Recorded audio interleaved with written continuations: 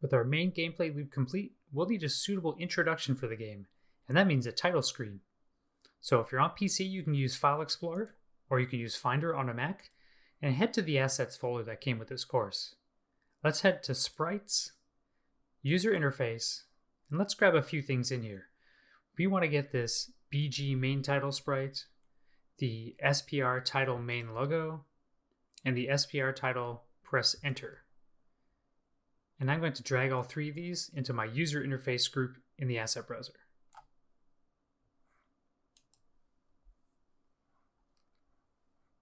Now the main title is fine as is. You don't need to change the origin or anything here. But for the other two, for the press enter image, let's change the origin to middle center. And for the main logo, let's also change the origin to middle center. Next, we need to create a new room to use as a title screen. So in the asset browser, in the rooms group, let's right click and choose create room. And let's name this new room rm_main title. And here in the room editor, we need to make a few changes. Just going to zoom out so we can see the whole thing. In your room settings here, let's change the width of this room to 1920 and the height to 1080. And down here where it says viewports and cameras, you might see that your option is closed. If so, just open that up. And let's click Enable Viewports. And a little further down, it'll show you a list of viewports. Open up viewport 0 and check that so it's visible. You'll see that white line up here. And let's change the width and height of the camera properties and the viewport properties. So the width will be 1920 by 1080 for the camera.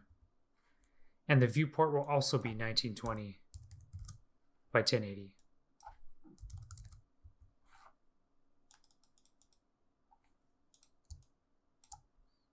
Next, let's go to the layers and click on the background layer. Currently, it's just a big black void. There's nothing going on here.